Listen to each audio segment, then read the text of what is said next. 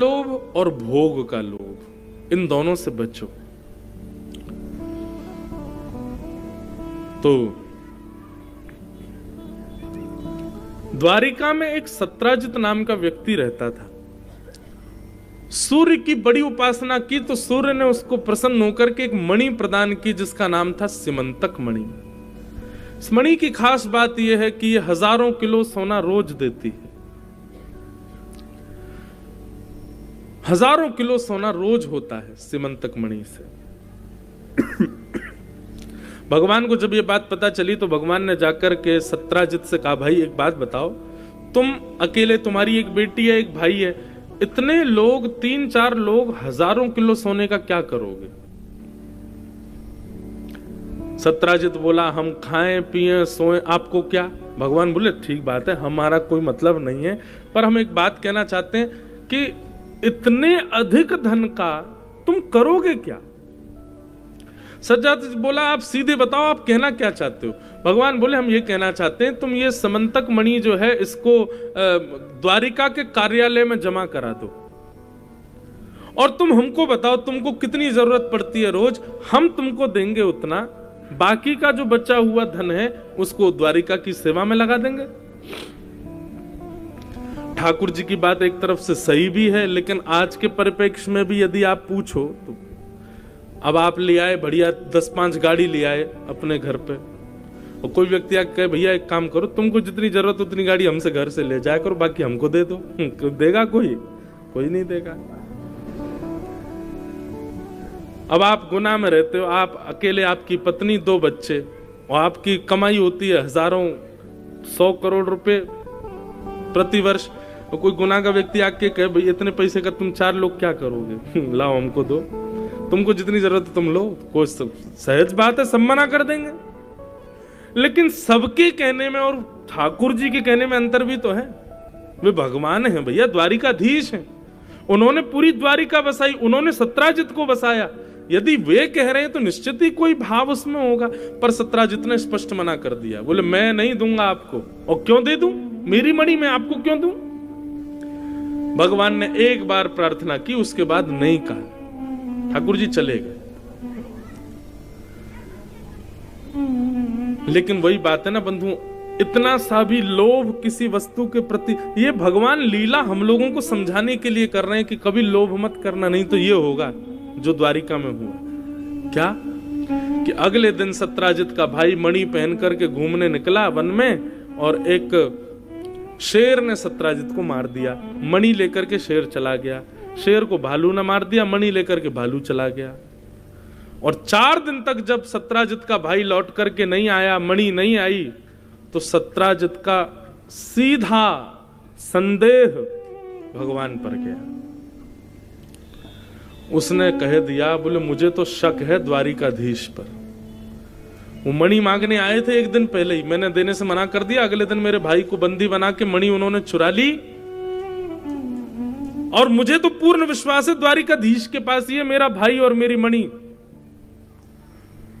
और द्वारिका के लोगों की बुद्धि भी देखो, किसी ने भी एक बार ये विचार नहीं किया, अरे भगवान पर उंगली उठा रहे हो? नहीं, सब बोले हाँ तुम सही कह रहे हो, द्वारिकाधीश ने ऐसा किया हो। यही है भैया संसार। बहुत जल्दी दल बदल देते हैं हम लोग, दल बदलू लोग हैं हम। आप हमारे लिए कोई कितना भी कर दे, पर उसकी एक अप्रशंसा हमारे हृदय में तुरंत अविश्वास प्रकट कर देती है। इतने कच्चे हृदय के हम लोग।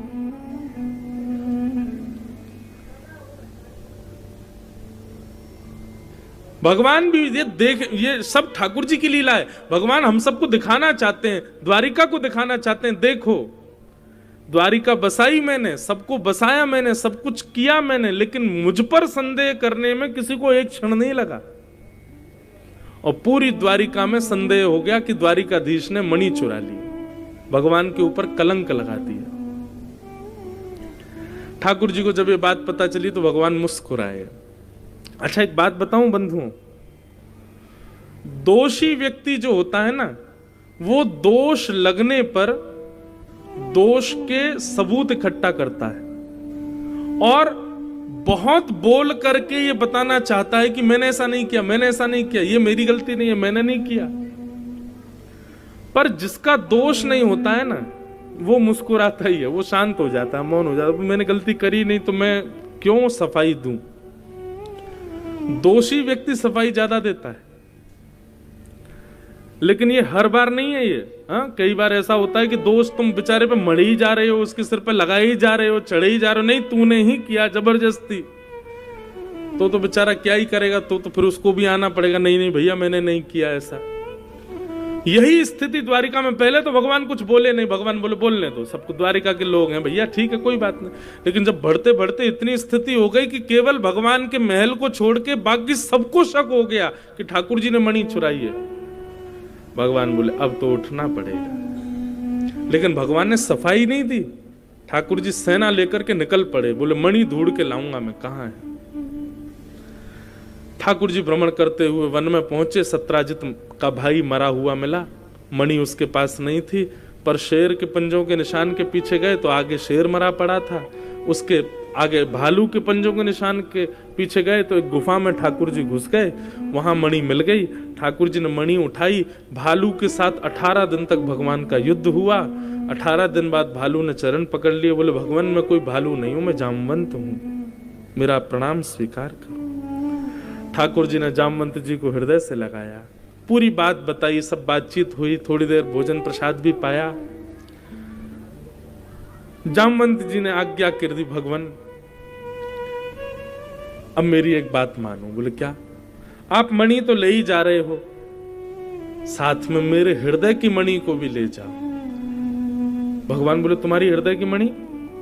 तो बगल में बैठी थी जामवती, बोले इससे आप ब्याह कर लो, मेरे जामाता बन जाओ। जो सुख आपने श्री जनक जी को प्रदान किया जानकी जी से विवाह करके, तब से मेरे मन में अभिलाषा है कि मैं भी आपका कभी ससुर बनूं, आप मेरे दामाद बनो और दामाद के पैर छूं, दामाद को हृदय से लगाऊं, अपनी बेटी को उसके बगल में खड़ा हुआ देखूं, ये मेरा मन है भगवान। भगवान ने जामवती की ओर देखा। ठाकुर जी बोले एक कलंक हटेगा दूसरा लगेगा। क्या बताओ, भगवान को कोई नहीं मिला, इंसानों की कमी पड़ गई जो जानवर की बेटी से ब्याह कर आए। जामवंत जी बोले भगवान लीला पुरुषोत्तम हो आप, मर्यादा नहीं, मर्यादा तो आपकी गई त्रेता में, अब तो आपको मेरी बेटी से ब्याह करना पड़ेगा। भगवान ने जामवती जी को बिठाया। अच्छा अब इसमें ना एक बात आती है, क्या जामवती भालू जैसी थी? अब इसका प्रमाण कहीं शास्त्रों में होगा उनका रूप कैसा था, पर इसके दोनों भाव हैं कि जामवती जी परम सुंदरा भी थी और एक जगह ऐसा भी भाव आता कहीं पर कि जामवती जी बिल्कुल भालू रीछों जैसी ही थी। ठाकुर जी लेकर के उनको द्वारिका आ गए और देखो, चाहे भालू के रूप में हो चाहे मानव के रूप में हो, ठाकुर जी को रूप से मतलब नहीं है।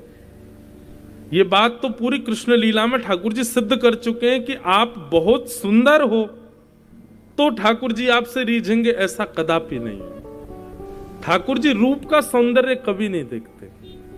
भगवान ने जामवती के साथ ब्याह किया। भगवान ने आकर के मणि दिखा दी, भैया सबको पूरा वृत्तांत बता दिया, पूरी द्वारिका को पता चल गया कि मणि कहां से कैसे मिली, क्या हुआ था। तो सब द्वारिका के लोगों ने भगवान से क्षमा मांगी, बोले भगवान हमने आपके ऊपर लांछन लगाया। और अब द्वारिका के लोग गालियां देने लगे सत्राजित यादव को, जिसकी वो मणि थी, कि इसी ने हमारे कान भरे थे कि भगवान ने हरण कर लिया है। ये बात सुनकर के सत्राजित को लगा कि अब तो मेरा निकलना दुश्वार, तो सत्राजित ने अपनी बेटी सत्यभामा का भगवान से ब्याह कर दिया। पहला ब्याह रुक्मणी, दूसरा जामवती, तीसरा सत्यभामा। और कहते हैं सत्राजित ने दहेज में वही मणि रखी भगवान के आगे। भगवान बोले उसको ले जाओ मेरी आंखों के आगे से, मुझे नहीं चाहिए बिल्कुल भी, हम आपकी कन्या से ब्याह कर रहे हैं, बस बहुत है इसे। अब मणि भगवान ने अस्वीकार कर दी। लेकिन वही बात है ना, मणि पर तो बहुत लोगों की दृष्टि थी। सत्राजित की बेटी सत्यभामा की पहले किसी और से सगाई हो चुकी थी, और जिससे सगाई हुई थी वो इसीलिए ब्याह कर रहा था कि मणि मिलेगी। उसने देखा कि अरे ससुर जी ने तो बिना बताए ब्याह कर दिया कहीं और मणि और नहीं दी। कृष्ण ने मणि नहीं ली, तो इसका मतलब मणि अभी ससुर जी के पास है, मैं ले सकता हूं। और सतधनवा ने अर्धरात्रि में सत्राजित का वध कर दिया और मणि चुरा ली। सतधनवा कौन है? सत्यभामा जी का पहले मंगेतर था, ये इससे ब्याह होने वाला था सत्यभामा का। इसने सत्राजित को मार करके मणि को चुरा लिया। अब जैसी मणि चुराई, अगले दिन खबर पहुंची, सत्यभामा रोने लगी। भगवान बोले सत्यभामा क्यों रो रही हो? बोले मेरे पिताजी मर गए। भगवान बोले हमारे ससुर जी पधार गए? बोले हाँ। तो ठाकुर जी इतना रोए, इतना रोए, इतना रोए, सत्यभामा से गले लग लग के रोए, जमीन में गिर गिर के रोए, मेरे ससुर जी कहां चले गए। ठाकुर जी नाटक कर रहे थे रोने का। क्यों? सत्यभामा को खुश करने के लिए, देखो हम तुम्हारे पिता से कितना प्यार करते हैं। सत्यभामा बोली आप मेरे पिता से बहुत प्रेम करते हो ना? भगवान बोले मैं अपने वसुदेव जी से ज्यादा प्रेम करता हूं तुम्हारे पिताजी से। कहां चले गए बेचारे ससुर जी? सुनिए, रोइए मत, मेरी बात सुनिए। हमारे पिताजी की स्वमित्री मृत्यु नहीं हुई है, अपने आप नहीं मरे वो। भगवान बोले तो फिर? बोले मेरी जिससे पहले शादी होने वाली थी सतधनवा, उसने मेरे पिताजी को मारा है और मणि को चुरा लिया है। अब मैं चाहती हूं, आप मेरे पिता से बहुत प्रेम करते हैं, इतना रो रहे हैं, आप जाइए सतधनवा को मारिए और जाकर के उससे वो मणि लेकर के आइए जो उसने चुराई है। ठाकुर जी के आंसू अपने आप सूख गए। बोले ये तो हम अपनी जाल में फंस गए, ये मणि से बचने के लिए ही तो हम सब कर रहे थे और ये मणि फिर से आ गई हमारे जीवन में। भगवान ने सत्यभामा की बात मान करके सतधनवा को पकड़ के मार दिया, पर सतधनवा को पता था भगवान मारने आएंगे, इसलिए उसने मणि अक्रूर जी को दे दी थी। भगवान को उसके पास मणि नहीं मिली, लौट करके भगवान आए, सत्यभामा ने आते ही मांगा मणि दो। भगवान बोले हमने सतधनवा को मार दिया। बोले वो ठीक है, मणि दो। ठाकुर जी बोले उसके पास मणि नहीं थी, हमने उसका घर देखा, उसका सब देख लिया, उसके सब वो कहीं रखे आया मणि, हमको नहीं पता कहां है। तो सत्यभामा ने ठाकुर जी को ऐसे देखा कि भगवान समझ गए कि इसको हम पर शक हो रहा है, संदेह हो रहा है।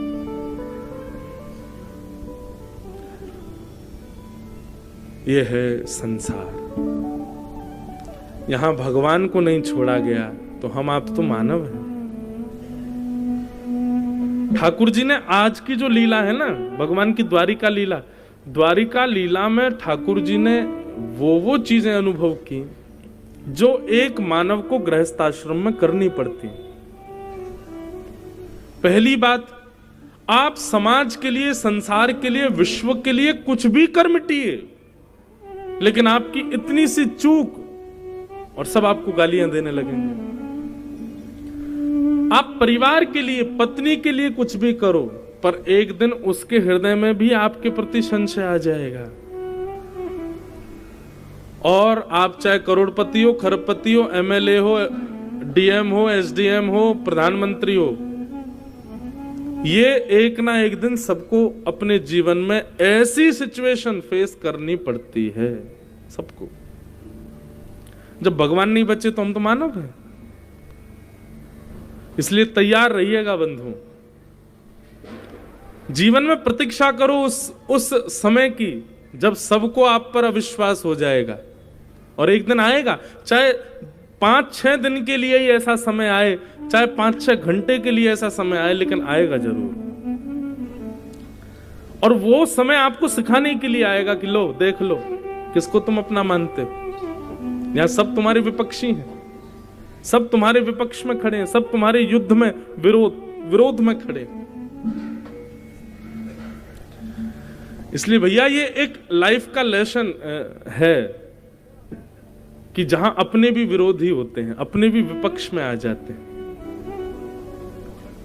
अच्छा एक बात और बताऊं, कई लोग क्या करते हैं पता है, ऐसी सेंटिमेंटल बातों को काट करके और फिर उसको वायरल कर देते हैं। और इन बातों को सबसे ज्यादा पता कौन शेयर करता है? जो वास्तव में परिवार के साथ विद्वेष कर रहा है और परिवार उसके विपक्ष में, तो वो डालेगा, देखो महाराज जी कह रहे हैं परिवार विपक्ष में आ जाता है, मेरी कोई गलती नहीं थी, तुम लोग देखो मेरे ऊपर लांछन लगा। उनके लिए नहीं है ये बात, ये उनके लिए जो वास्तव में सत्य हैं, लेकिन फिर भी समय ऐसा आता है कि सब उनके विपक्ष में आ जाते हैं, जैसे ठाकुर जी के साथ हो रहा है। सत्यभामा ने 1 वर्ष तक ठाकुर जी से बात नहीं की। सोचो, ये तो भगवान है साक्षात। ठाकुर जी बोले कोई बात नहीं, मत करो बात, हम क्यों ज्यादा वो करें कि हमने गलती नहीं करी, है ही नहीं मणि हमारे पास। लेकिन सत्यभामा को यही लगता रहा कि इन्होंने मणि अपनी पगड़ी में छुपा रखी है, मणि कहीं छुपा के धरी है, और ये जरूर रुक्मणी को देंगे या किसी अन्य पत्नी को देंगे, मुझे नहीं दे रहे हैं। 1 वर्ष बाद एक ब्राह्मण का आगमन द्वारिका में हुआ। उसने अपनी 10 उंगलियों में अंगूठी पहन रखी थी सोने की, गले में खूब सारी जंजीर डाल रखी थी सोने की, कानों में कुंडल, पैरों में पायल सोने की। ठाकुर जी बोले ब्राह्मण या तो इतना धनवान होता नहीं है, और इतना धनवान हो भी जाए तो ब्राह्मण प्रदर्शन नहीं करता है, ये प्रदर्शन कर रहा है, भाई क्या बात है, इनको बुलाओ इधर। ब्राह्मण को बुला के भगवान ने कहा इतना धन कहां से आया तुम्हारे पास, ये सोना सोना पहने घूम रहे हो, ऊपर तुमने चोटी में गांठ भी सोने की बांध रखी है, कहां से आया इतना सोना? बोले महाराज सब आपकी कृपा है। श्री अक्रूर जी महाराज वो नित्य 108 ब्राह्मणों को भोजन कराते हैं, सोने की थाली, सोने की कटोरी, सोने की चम्मच, सोने के गिलास, उसमें प्रसाद पवाते हैं और दक्षिणा में पूरी थाली दे देते हैं, ले जा। और एक ब्राह्मण चाहे जितनी बार भोजन करने आए उतनी बार उसको सोने की थाली देते हैं। ठाकुर जी बोले कुछ ज्यादा धन नहीं आ गया अक्रूर जी पे? भगवान ने पत्र लिखा, हे अक्रूर जी महाराज, काका लगते हैं भगवान के, हमें पता है कि आप बहुत दान पुण्य कर रहे हो, मंदिर बनवा रहे हो, सोने की थालियां दान में कर रहे हो, ये सब सिमंतक मणि की कृपा है। हमको पता है मणि आपके पास है, क्योंकि सत धनवा आपका मित्र था। हम आपसे मणि नहीं मांगना चाहते, बस हम ये चाहते हैं आप द्वारिका आकर के सबको दिखा दो कि मणि आपके पास। तब अक्रूर जी आए भगवान से क्षमा मांगते हुए। उन्होंने जब सबको दिखाया कि मणि हमारे पास है, तब सत्यभामा ने भगवान से क्षमा मांगी। भगवान बोले क्षमा की कोई आवश्यकता नहीं है देवी, ये संसार है, यहां विश्वास को पनपने में पूरा जीवन लग जाता है और अविश्वास को जन्म लेने में एक क्षण भी नहीं लगता। अविश्वास एक क्षण में जन्म लेता है और विश्वास को जन्म लेने में पूरा जीवन निकल जाता है। ये संसार है। आपको पता है संसार को शास्त्रों में क्या कहा जाता है? संसार थोड़ी कहा जाता है। शास्त्रों में संसार का नाम है दुखालयम शाश्वतम। क्या नाम है? दुखालयम। क्या नाम है? आप लोग पढ़ने कहां जाते हो उसका नाम क्या है? विद्यालय। भोजन जहां करते हो उसका नाम भोजनालय। कार्य जहां किए जाते हैं उसका नाम कार्यालय। पुस्तक जहां पढ़ी जाती है वो पुस्तकालय।